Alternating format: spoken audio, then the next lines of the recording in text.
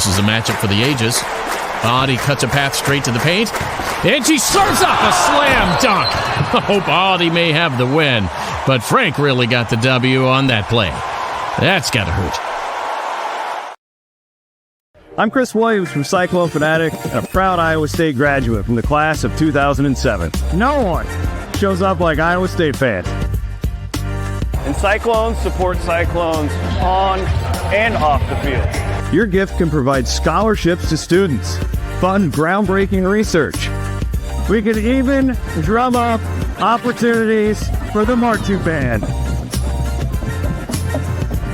Visit MoveWhatMatters.com to learn how you can make an impact today.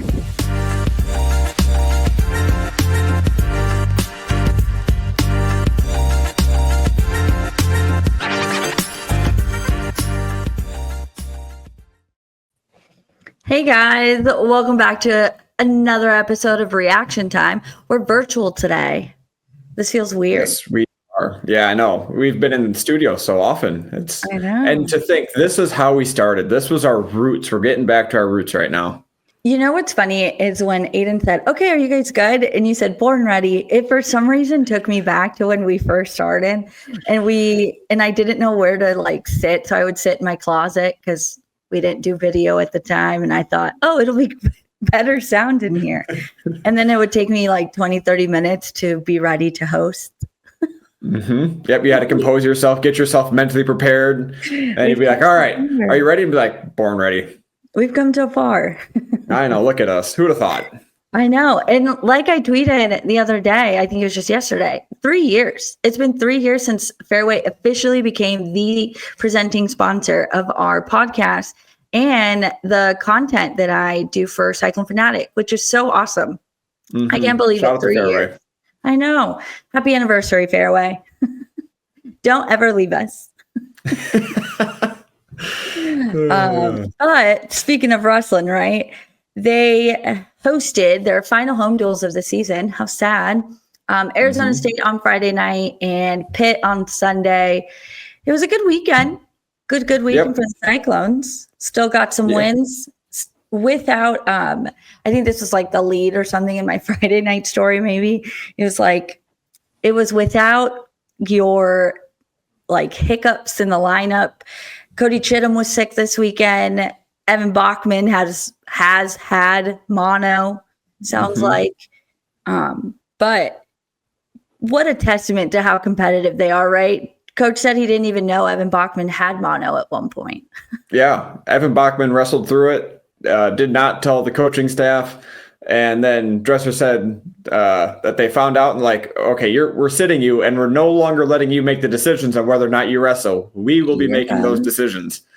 So, I mean, that's just, even Dresser said last week, all right. And Jackie and I talked about it. We finally have a lineup that we are prepared to see through the end of March with Chittum and Bachman and the rest of the guys still in the lineup. And then what happens when it comes time to wrestle? Chittum and Bachman are out. Just even when guys are healthy physically, in terms of injuries, someone finds a way to be not healthy. It's just can we catch a break? And we kind of heard it in Dresser's voice today, just almost a little bit exasperated. I've done everything right. I'm doing everything the same I did as last year, and we still are finding ways to not be healthy. And I don't think anyone's doing anything wrong. It's just incredibly bad luck for Iowa State this year.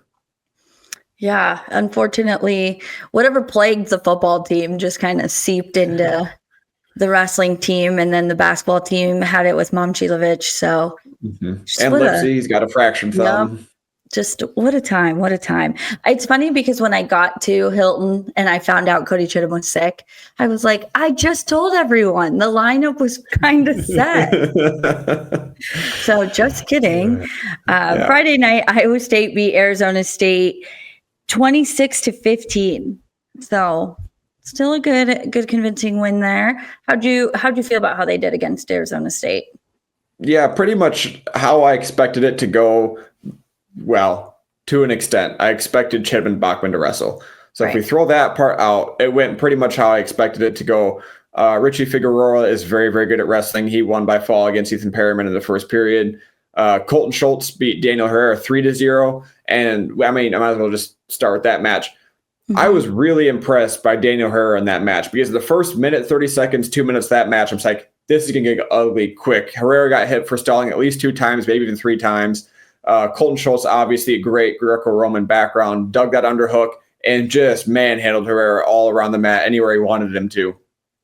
And then it seemed like Herrera had a mindset shift where he's like, no, I don't need to let this happen. And he stood his ground. He wrestled a lot better, wrestled without fear in a lot of situations. And even by the end of the match, he forced the stall call on Colton Schultz.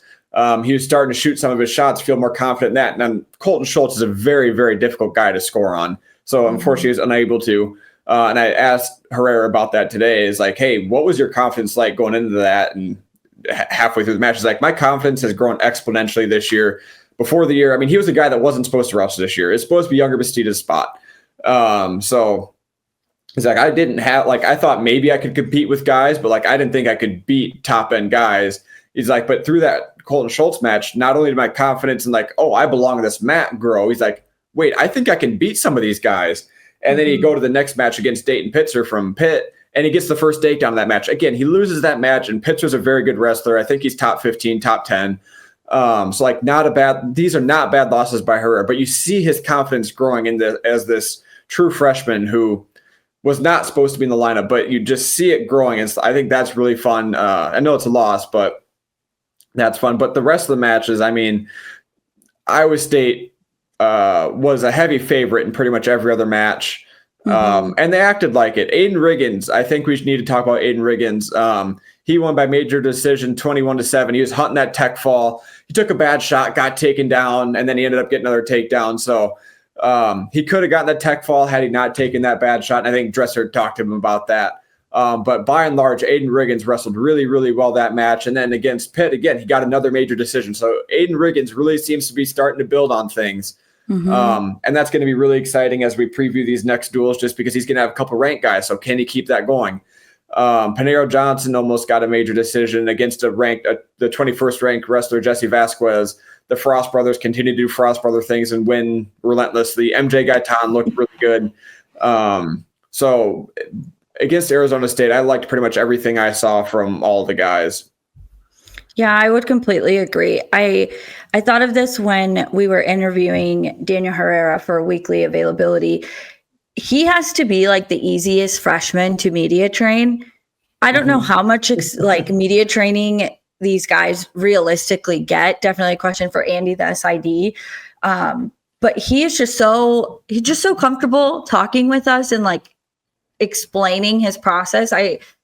I'll get the video up on the site so everyone can watch it. So it should be up by the time you're listening to this. But Daniel talked about the way his confidence has continued to grow. And I found that really insightful, just because I think sometimes wrestlers struggle to be maybe a little open about things like that. And you can see it. Like you said, when he got that takedown against Pitt, my heart stopped for him a little bit. I was like, holy crap, he could really win this match. But like he said himself, and coach said too, he just kind of made some freshman mistakes after getting it and just kind of flopped around, let himself get rode out, which is unfortunate. But at some point, Daniel Herrera is going to get tired of losing. And I think he's getting there, which is a really good time to kind of reach your peak, right? Heading into March. Winners win in March, as they say. So I think this is a really exciting time for him. And once we get into this weekend, I mean, he still has more ranked opponents to go up against.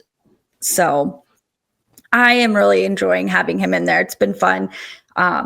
If Younger Bastida couldn't wrestle, at least we get to watch an 18-year-old kind of put the pieces together and see him, I don't know, blossom as a wrestler.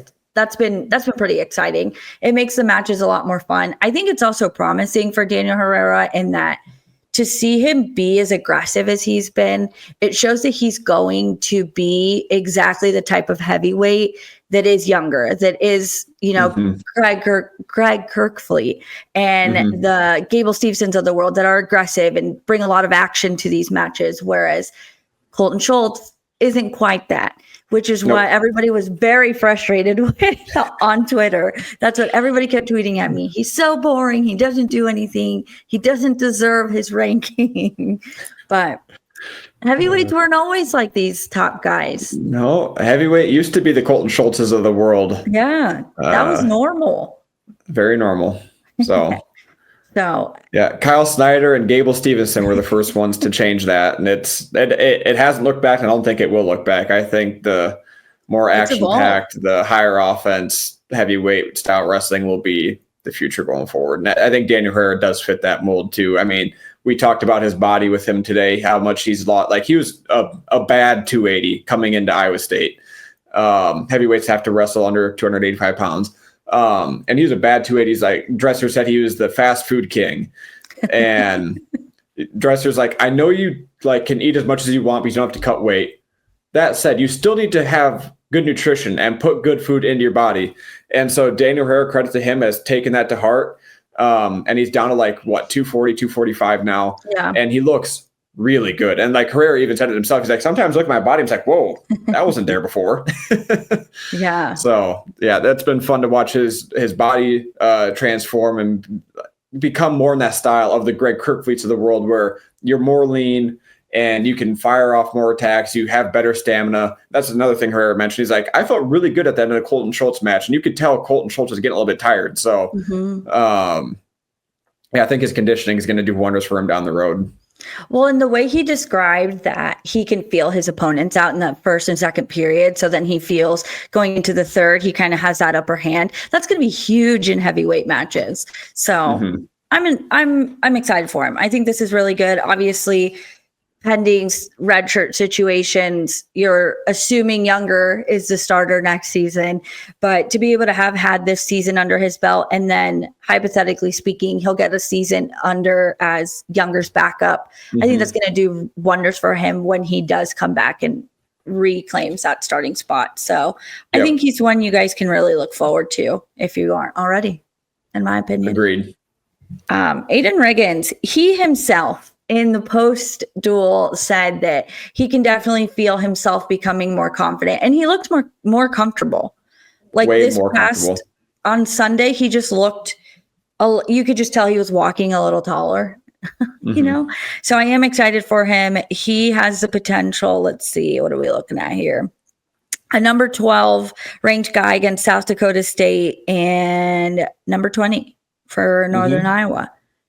Yep. So let's keep the test coming. A couple really good opportunities. Also, he'll be wrestling a former teammate in Drake Rhodes.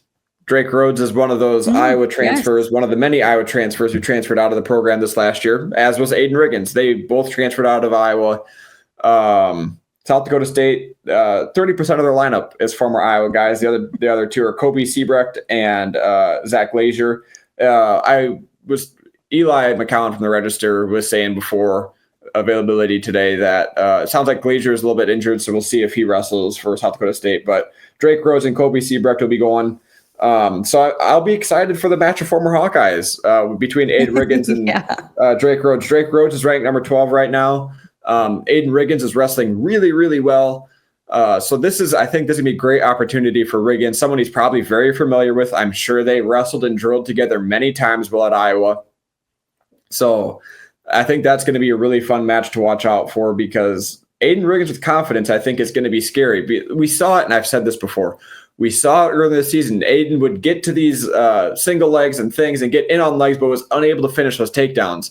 Now he's starting to finish takedowns. We're seeing the major decisions come. So if he can keep that same aggressive mindset, keep that technique, I think he's going to give DeVos, incorrect, DeVos is weight above Drake Rhodes a run for his money. So I mean, I'm excited to see what Aiden Riggins can do. And maybe he loses, right? Maybe he gets beat by Drake Rhodes. But I want to keep seeing progress from him. I want to, if you're going to lose to Drake Rhodes, fine, but get a couple takedowns, make it competitive, make it close, and see if you can't pull something out at the end. Which highlight moment from the Arizona State duel, Carter Fausick. Yeah. I think I'm pronouncing that correctly. Aiden always gives me shit for how bad I can be at pronouncing names sometimes, which is one of my biggest pet peeves about people in media, is that we make sure to pronounce them correctly. He won by fall, which was huge for him. Dresser told us that he found out that Cody Chittum could not wrestle because he was so sick at around noon on Friday. And Carter got the call at 12:30 that he was going to be wrestling. And thankfully, Carter was kind of already in the mindset that he knew he was wrestling. They had originally had, what's it called? An exhibition match scheduled between him and the guy he actually went up against in the actual duel. So he was already ready to compete, but not quite at that weight. So he talked about how he ate a bunch of Subway and chugged some Gatorades and got himself ready. And I think if I have to say anything about some of these guys who have kind of gotten the last minute call to come in and step up because of injury, sickness, whatever it may be, they're scrappy. Mm-hmm. They just kind of look so fearless. I know he was obviously nervous. Coach even said he looked like, what did he say? Like a deer in headlights or something? Yep. I think so. Yeah. Something like that. Something of that nature. And then by the end of it, he obviously built up his confidence, which then just helped him compete on Sunday. But there's moments where I'm watching these guys and I'm like, they just don't look very scared to take a shot here or open up the match. Like you see some veteran guys who maybe played a little too safe sometimes. So that was really fun to see that. That was completely unexpected. I should have told Aiden to cue that video up. I managed to, in a, again, quick hit decision, I decided to flip the camera to record the video instead of taking a picture of it because it was a huge moment. Hilton was losing their mind. So good for him. What year is he? He's not a freshman. I think he's a sophomore. Okay. I'm pretty sure he's a sophomore. I think.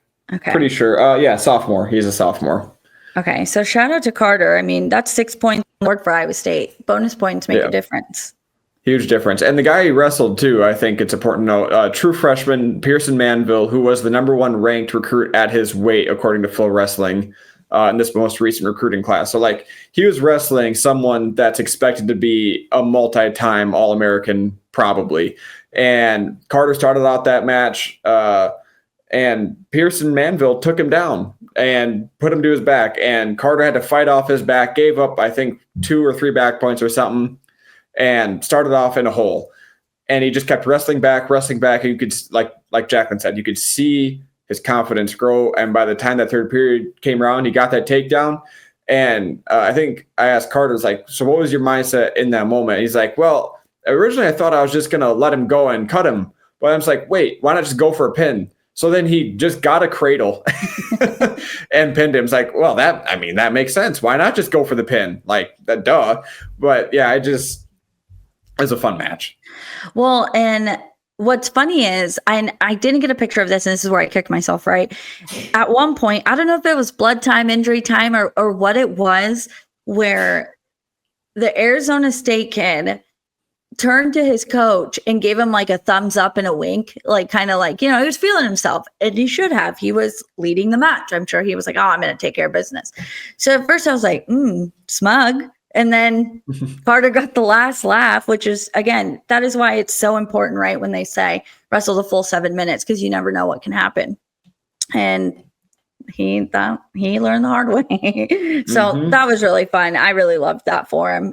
Definitely it helps bring in some highlights when you're down a guy.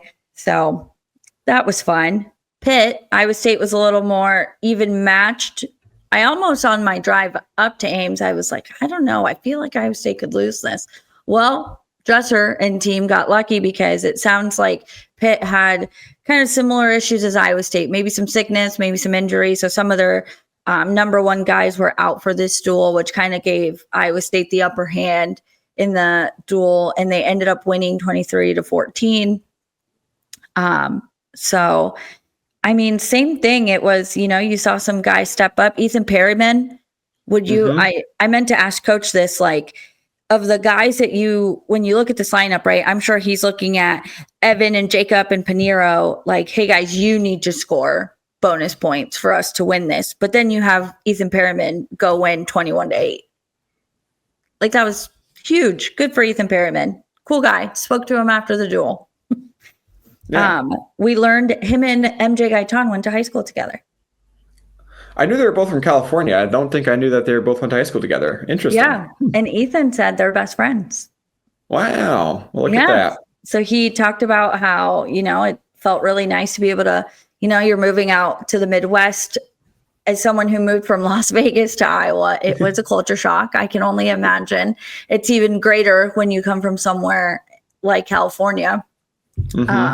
So I can only imagine the culture shock. So Ethan credited, being able to have like a safe space and MJ being teammates together. So I thought that was really cool because I really didn't know that.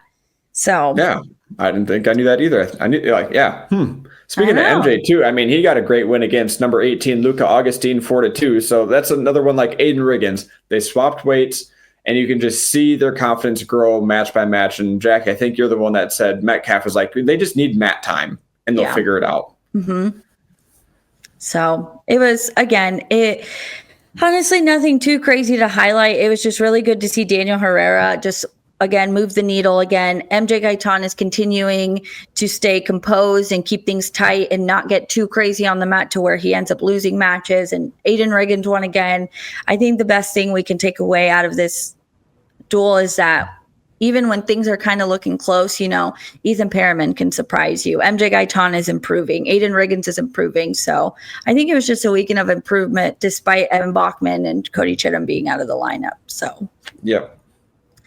And hopefully Iowa State will have both those guys. It sounds like, their fingers crossed, Bachman's up in the air, but hopefully they'll have both of them for the upcoming weekend's duels against number 11 South Dakota State, number 4 Northern Iowa. We'll start with the South Dakota State duel. When I look at their lineup, it looks a lot like Pitt's, what you'd expect from Pitt's lineup. A lot of guys ranked in the teens, high 20s, mid 20s, and then 2 really good guys, 2 top 10 guys. And it's one of those situations where if Iowa State's wrestling well, there's no reason they can't beat South Dakota State. And there's going to be some, and there should be, there's probably some fans out there like, why shouldn't we beat South Dakota State no matter what? And I would agree with you. I would also like to remind that there are a lot of injuries Iowa State's dealing with right now. If Iowa State had its lineup that you'd expect from the start of the season, yes, no problem, beat South Dakota State.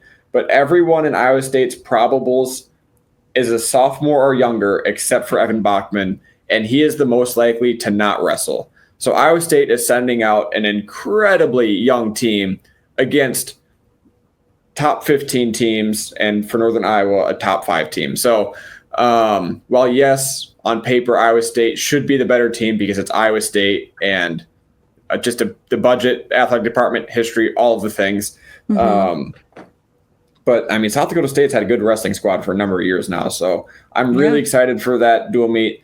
There's going to be a lot of really good matches in that one. Well, and if Evan Bachman wrestles this weekend, I mean, he is in for quite a weekend. So if it's not Evan Bachman and we're looking at like Caleb Helgeson going out there at 184, my gosh. Or Nando Villascusa. Yeah, you got number 5, Bennett. Is it Burge? I always thought it was Berge. Berge? But I do not know that. Yeah. Sorry. Bennett Berge. I'm pretty sure. Bennett.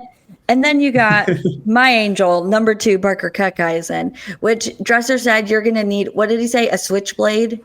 Switchblade and a 2x4. Yeah, to get through Parker Kutkeisen, number 2 in the country, 18-0.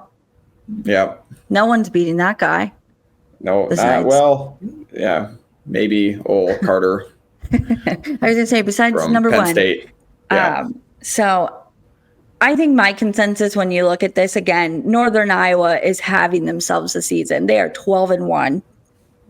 Their entire lineup is ranked top to bottom, and it's just going to be a challenge for Iowa State regardless of what weight you're looking at. And at this point, with the way things have gone, I'm just focused on give these guys the toughest people they can get before they have to go into the tournaments in March.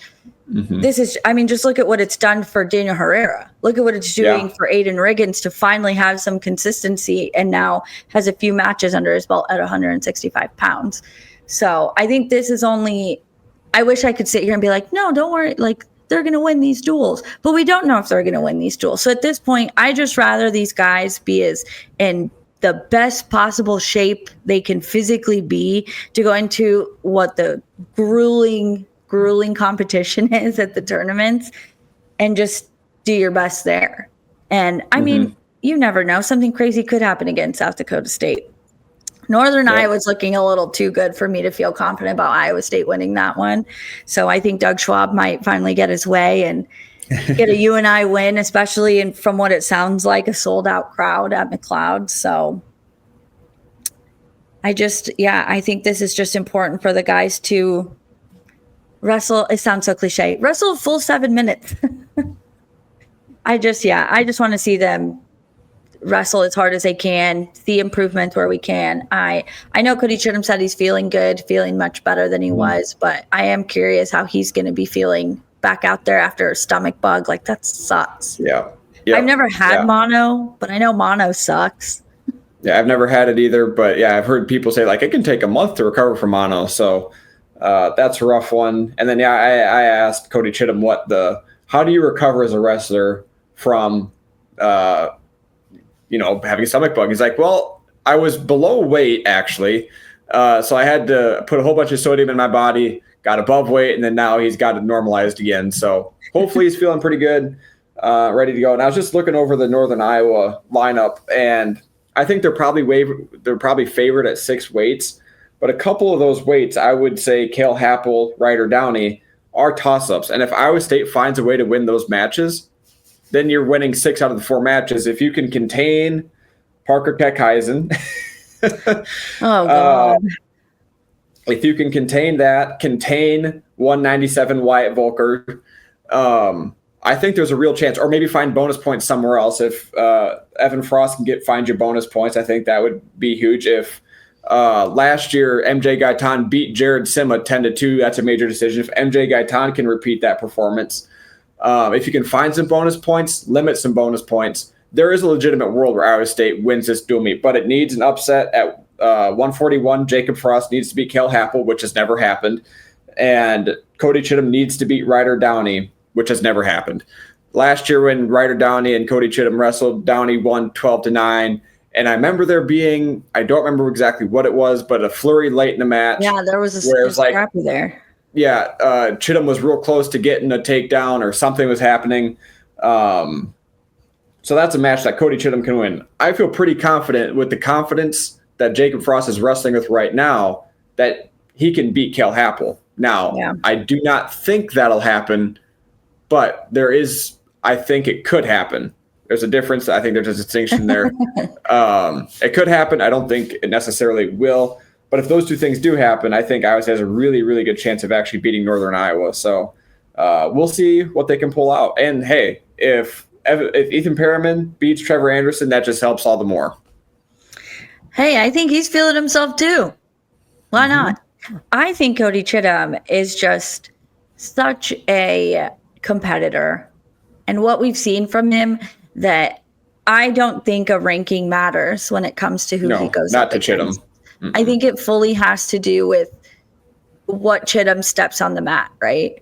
Like, that's kind of the way I see it, just from the way he carries himself, the way he wrestles, the way he cares so deeply about succeeding.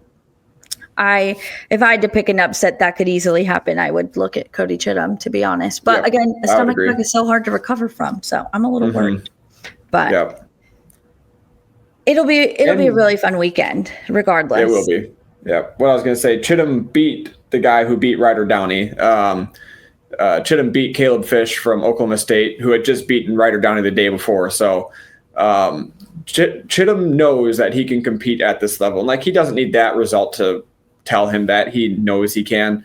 But it's a thing for fans. It's things for us to look for. Like, oh, he absolutely can do these things. So I think that's going to me, that's the dual meet highlight, is that Ryder Downey Cody Chittum match. Yeah, I'm excited for it. I'll be up there. I'm pumped. Like I said, the Cloud Center is going to be packed. Yes.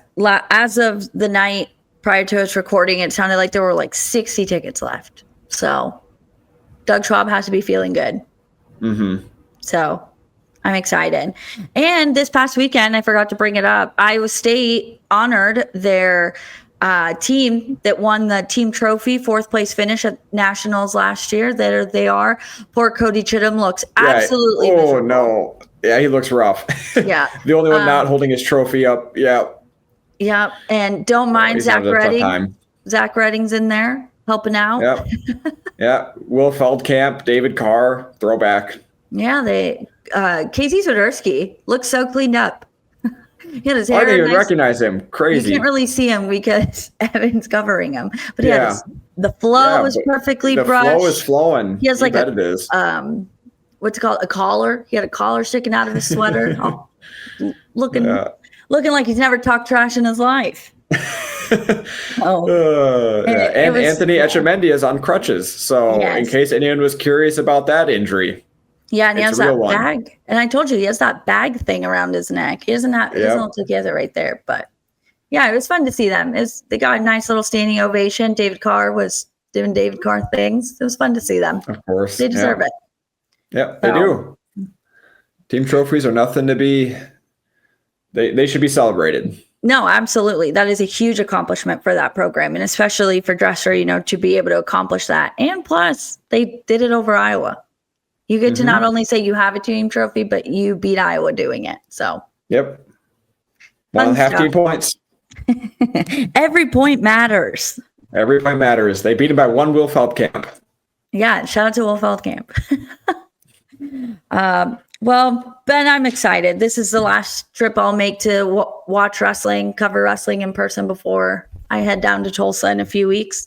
So let's just enjoy it. Let's take it all in before it's all over. Yeah, this is the second to last weekend of dual meet wrestling. And then it's Missouri after that, and then it's Big 12s. So the season's winding down. Iowa State is pretty much wrestling well, I would say, across the board. Just got to get healthy, make sure guys stay healthy, and see what you can't do in March. Yeah, Kaisen Terakina, I need you to be better. Sounds like he's getting better. Dresser said he's getting better every day, so hopefully that continues.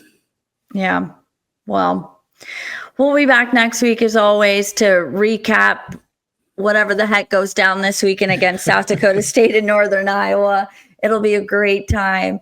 I'll be at least. I don't know what Ben's up to this weekend, but I'll make sure we have updates across Twitter and up on the site for you guys to keep up with all the action that's going on. And like I said, I'll be up there on Sunday for Cedar Falls. I'm excited to see what Allison Schwab has planned. She asked me for a full body picture of Kevin Dresser.